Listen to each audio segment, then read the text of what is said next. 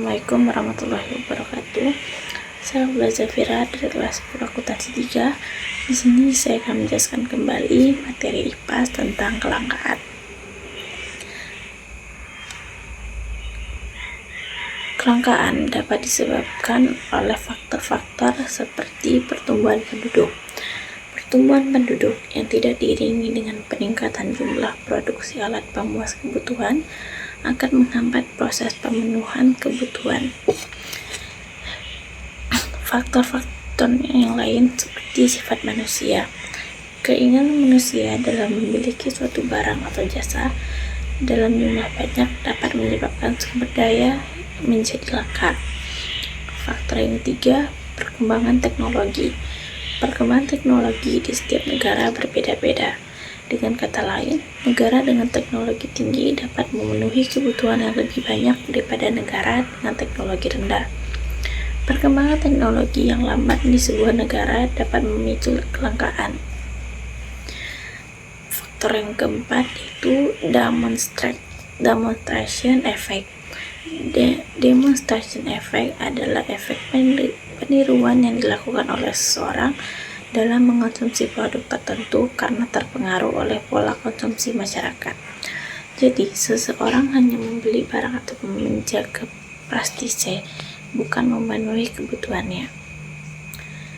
Faktor yang kelima yaitu kerusakan sumber daya alam akibat ulah manusia, seperti pengundulan hutan, perburuan liar, dan pencemaran lingkungan dapat menyebabkan pencemaran terhadap ekosistem air dan menyebabkan kelangkaan air bersih. Keterbatasan kemampuan manusia dalam mengolah sumber daya ekonomi. Kualitas pendidikan akan berbanding lurus dengan kemajuan ekonomi dan industri. Rendahnya kemampuan produksi tersebut dapat memicu situasi kelangkaan karena tidak terpenuhinya kebutuhan manusia. Beberapa cara mengatasi masalah kelangkaan alat pemuas kebutuhan seperti efisien dalam menggunakan sumber daya, berarti menggunakan sumber daya secara minimal untuk mencapai hasil yang optimal. Yang kedua, menggunakan teknologi untuk proses produksi. Teknologi yang digunakan harus tepat guna dan ramah lingkungan. Cara yang ketiga yaitu menjaga kelestarian sumber daya. Dapat dilakukan dengan reboisasi, menghemat air, menggunakan bahan organik, serta mengolah limbah sebelum dibuang.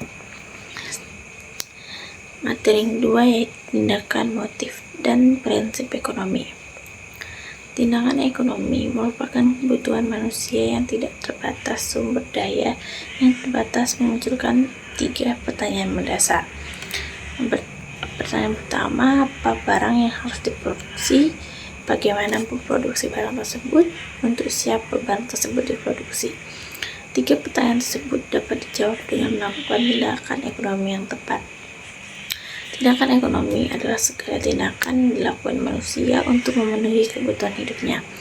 Tindakan ekonomi yang tepat adalah tindakan ekonomi yang rasional, yaitu tindakan yang didasarkan pada pilihan yang paling baik dan menguntungkan. Contohnya adalah Ibu Tika ingin membeli kompor gas. Untuk mendapatkan kompor gas dengan harga murah dan berkualitas baik, Ibu Tika membandingkan harga dari berbagai toko elektronik dan berusaha mendapatkan potongan harga. Yang kedua, motif ekonomi. Motif ekonomi yaitu motif memenuhi kebutuhan dan kesejahteraan ekonomi, motif memenuhi misi sosial untuk membantu sesama dengan cara bergotong royong secara sukarela, motif mendapatkan penghargaan dari pihak lain, motif pertukaran barang, motif mengatur kegiatan ekonomi, motif meningkatkan kinerja pasar. Yang ketiga, prinsip ekonomi. Prinsip ekonomi adalah dasar berpikir yang digunakan oleh manusia dalam melakukan tindakan ekonomi, yaitu dengan pengorbanan tertentu diperoleh hasil yang sebesar-besarnya atau dengan pengorbanan sekecil-kecilnya. Prinsip ekonomi berlaku pada setiap kegiatan, baik kegiatan produksi, konsumsi, maupun distribusi.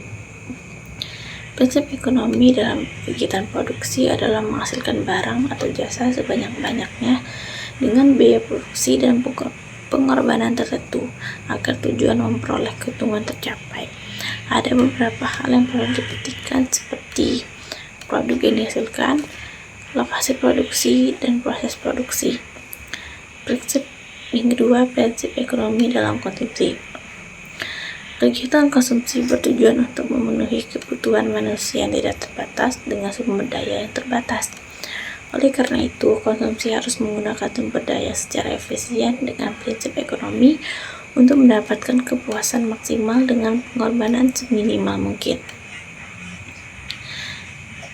Yang ketiga, prinsip ekonomi dalam kegiatan distribusi.